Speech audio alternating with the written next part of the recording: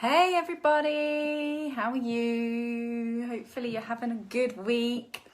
Sorry, I'm a couple of minutes late. I'm just going to try and see if I've got anybody online. Happy Wednesday. I'm coming out the other side of some dodgy internet and now feeling the love for being back at work. I'm still got my kids on Easter holidays though, so all good fun. If you're online, give me a wave or say hi or something to say that you're here. It's good to make me feel loved, so I don't feel like I'm sat here chatting to myself, which is quite possible. I hope you guys are all having a good few weeks post-Easter and you're on still in a chocolate coma. I'm here today to answer your questions about getting clients, that $1 million question. How do you get your clients? So as usual with these Q&A sessions, pop your questions in the chat box and I will do my best to answer them. So let me just see if I can see any comments. Give me a wave, guys, if you're online.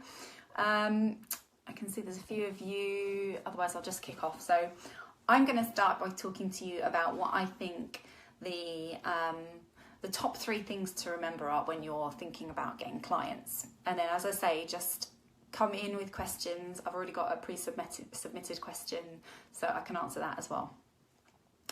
So, as I say, it's $1 million question, isn't it, around running your VA business, or actually around running any kind of business. How do I actually get clients? Wouldn't it be lovely if we just opened up our door or our virtual doors and there was a whole queue of ready to buy clients there going, here's my money, now please work for me or work with me. But in reality, that doesn't happen unless you've put some effort in. So you have to start somewhere with your strategy around getting clients. When I started my VA business after having Alex in 2012, I remember I went through some really great one-to-one coaching. I then set up a very, very bad website.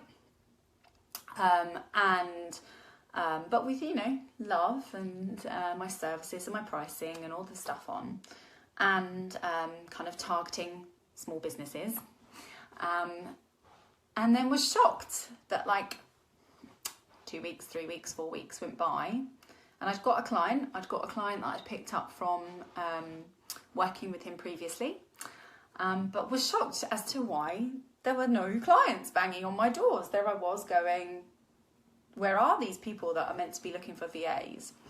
And then I think it suddenly hit me that actually the onus was on me.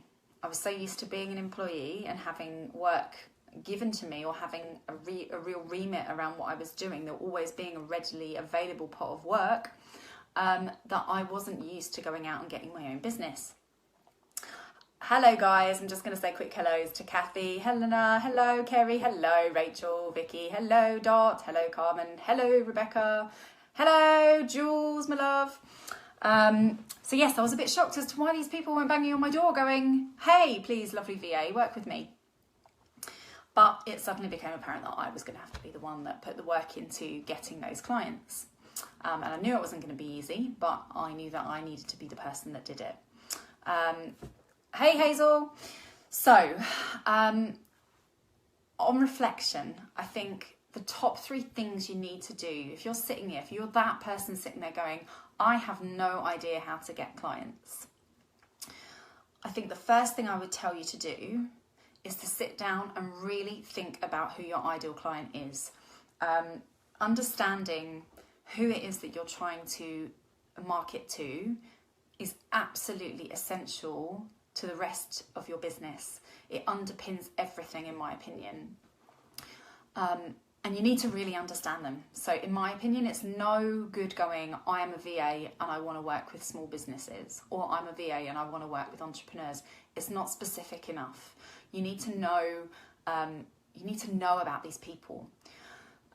One of the biggest bits of advice I got from my own business coach was people will do so much more to move away from pain than they ever will to move towards pleasure. And that goes across all walks of life. So people will move away from pain, whereas they don't always move towards pleasure. So what you need to do when you're marketing to people, when you're trying to attract people, when you're trying to get those clients on board, is talk about the stuff that's hurting them. Talk about the overwhelm. Talk about the stress. Talk about the lack of time. Talk about the lack of energy. Talk about their lack of clients. Whatever it is that they're struggling with, that's what you need to be talking about in your blogs, in your marketing, in everything that you're doing. It sounds a bit masochistic, but in a good way. And to be able to talk about their pain points, you need to know who they are.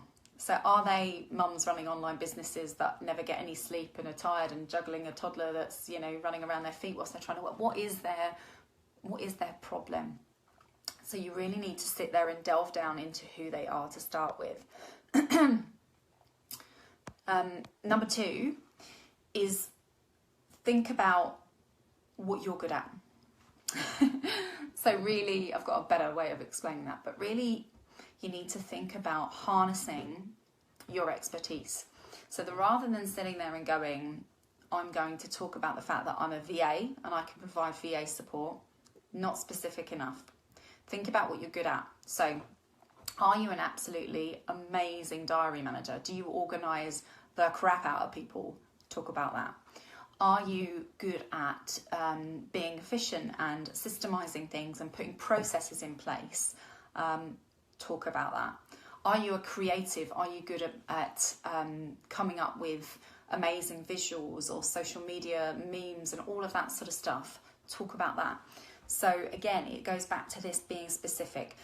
People don't usually go online and Google, I'm looking for a VA, and not be more specific about what they're looking for. They're looking for a VA to help them with Infusionsoft. They're looking for a social media manager. They're looking for a VA that does website stuff. So you need to be specific and clear about what it is that you're offering.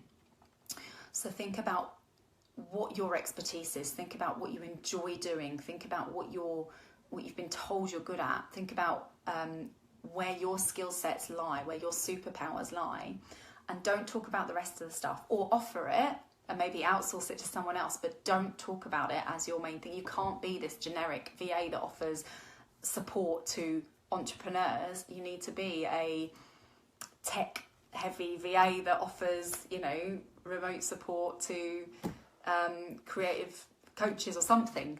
So getting that specificity, good word, specificity into your offering and into who you're trying to attract is absolutely key.